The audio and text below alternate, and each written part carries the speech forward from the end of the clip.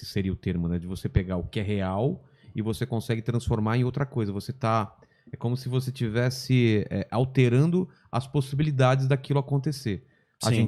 A gente sabe que é impossível isso daqui se mexer daqui para cá. E se isso acontece sem que ninguém toque, é uma coisa sobrenatural, a menos que tenha outra Sim. explicação.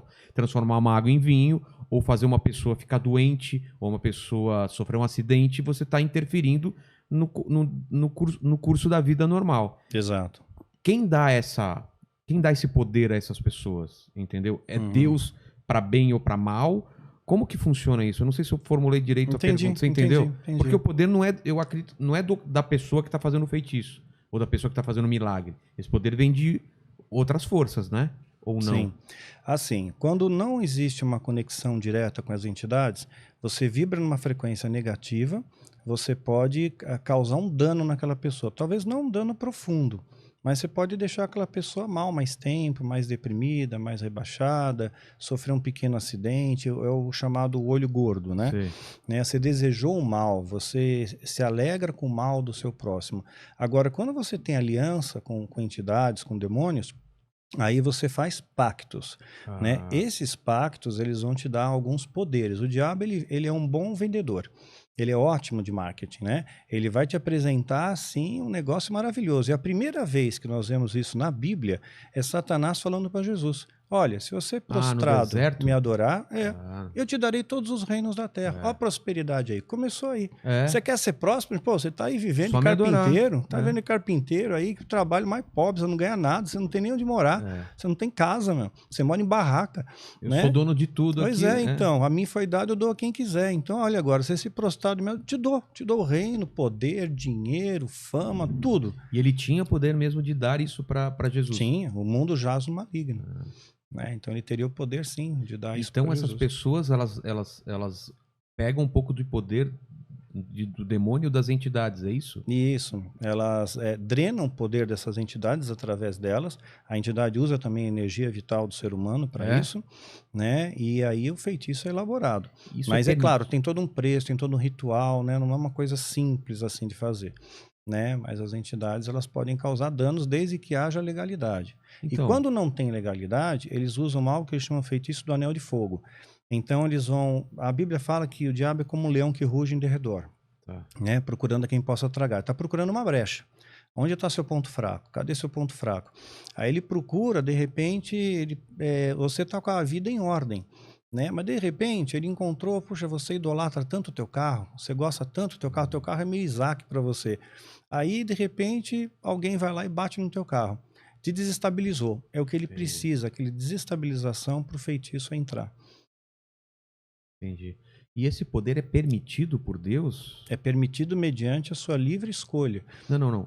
A outra pessoa está pegando um poder maligno para fazer mal a uma outra pessoa. A pessoa, ela se desviou de Deus, né? Que nem o filho pródigo. Ele se afastou, fez um monte de bobagem. Deus não impediu que ele fizesse aquilo. Ele estava fazendo tudo errado. Deus não impediu. É o livre-arbítrio dele. Ele fez. Simão Mágico, pegar na Bíblia, vai? Atos capítulo 8, né? A história de Simão Mágico. Simão Mágico foi um cara que enganou até Filipe. Ele andou junto com Filipe. Ele foi batizado. E o cara era um bruxo, era um mago. Ele enganava todo mundo em Samaria, do menor ao maior. E aí ele só é desmascarado quando vem Pedro. Pedro tem uma unção diferente. Pedro tem uma autoridade espiritual diferente. E quando Pedro impõe as mãos, as pessoas eram batizadas no Espírito.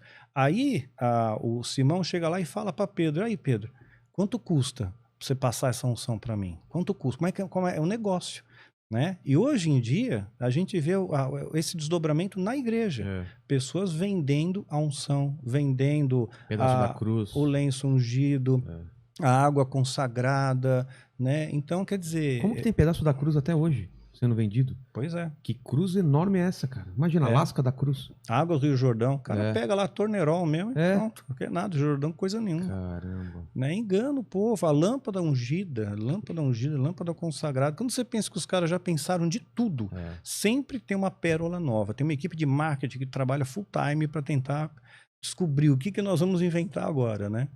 Mas a gente tá falando sobre poder maligno, eu queria tentar voltar, porque é um assunto muito interessante que eu já li bastante e tenho muitas dúvidas. Então vou voltar lá para trás. Eu sempre tive dúvida entre todos esses termos aqui. Teve o Rina, a gente conversou um pouco sobre isso. Satanás, diabo, demônio, Lúcifer, até Samael. Eu já li em algum trecho, Samael, que teria sido o anjo que poderia ter sido Satanás. Sim, isso está nos apócrifos, né? Eu acho que é Enoque, que eu pesquisei também para o livro que eu estou escrevendo. Qual que é a história de Lúcifer? E é mesmo aquela que ele era um anjo invejoso e desejou ser Deus? Da onde vem isso? Ele era um anjo bonito, belo, né? Portador de luz. E ele tinha uma unção. Ezequiel 28 diz que ele era o querubim ungido. Ungir significa separado, santificado. Ele tinha uma missão especial. E você não consegue invejar ninguém se você está longe daquela pessoa. Você tem que estar perto. Quando você está perto, você inveja. Então ele está perto de Deus, ele tinha uma proximidade com Deus, ele começa a invejar. E ele quis ser Deus. É o que fala em Isaías. Subirei acima das mais altas nuvens e serei semelhante ao Altíssimo. Ele queria ser como Deus.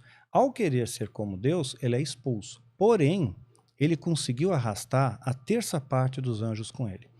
Aí nós vemos que o poder de persuasão de Satanás, que o Satanás vem de Satã, do hebraico Satã, que é o opositor, o adversário, e o diabo vem de diabolos, do grego, né, que significa aquele que traz divisão.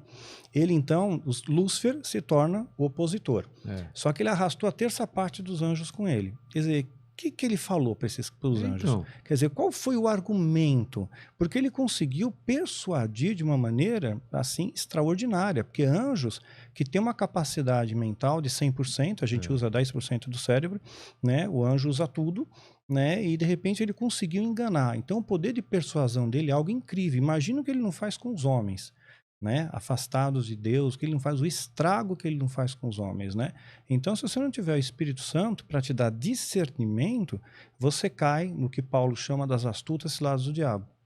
Cai nessas armadilhas, né? Então, foi desenvolvido a partir desses anjos caídos, esses demônios, eles começaram a fazer uma série de coisas. Gênesis 6 diz que vendo os filhos de Deus, que as filhas dos homens eram formosas, tomaram para si mulheres as que mais lhe agradaram.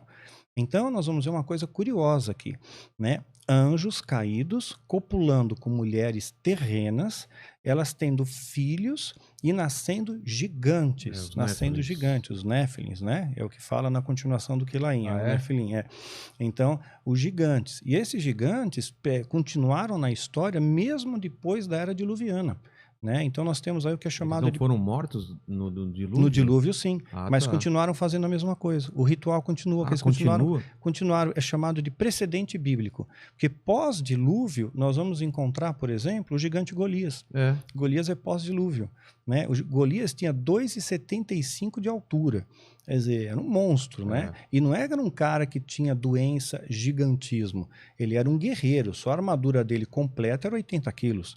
Né? Então, gigantes não é uma figura de linguagem, eles eram maiores mesmo do que eram maiores, tanto humanos. É quando os espias lá vão ver a Terra Prometida, eles voltam, eles são gigantes, nós somos gafanhotos. Quer dizer, na imagem deles, nós somos gafanhotos. Essa que eles passaram para Moisés, são pequenininhos. Os caras são muito grandes, como é que a gente vai pegar esses caras? Então isso leva a gente a crer que os anjos têm uma estatura maior do que os seres humanos também. Tem uma estatura maior que o ser humano. Agora, o curioso é eles gerarem filhos em seres humanos. O demônio se multiplica? Não, então. Pois não pode se multiplicar. Né? Porque eu lembro que teve uma ocasião, numa libertação, não foi na Neuza, tá? Foi em outra, né? Que manifestou um demônio, né? E estavam falando em nome de Jesus e o demônio não ia embora. Aí falaram, não, esse demônio não adianta você explicar para ele quem é Jesus, é um demônio filhote. Né? Você vai ter que primeiro explicar quem é Jesus para depois ele se ligar e ir embora. Né? Isso não existe, né? Isso é piada, né? Até. Então, o que acontece? Já ouviu falar de súcubos e íncubos? Já. Então, os súcubos é a materialização demoníaca na forma feminina e íncubos a materialização demoníaca na forma masculina. Isso eu falo no meu livro Rastro do Oculto. E também tem 2 vídeos no meu canal, A História do Diabo e o Diabo na História. Também explica lá. Então ele se materializa, né? Até os anjos se materializaram para Abraão, para Ló, comeram, né? Quer dizer, materialização bem concreta mesmo, comeram. Ele se materializa na forma feminina, como um súcubo. Isso, veja bem, não pode acontecer em qualquer lugar. Tem que ser no ambiente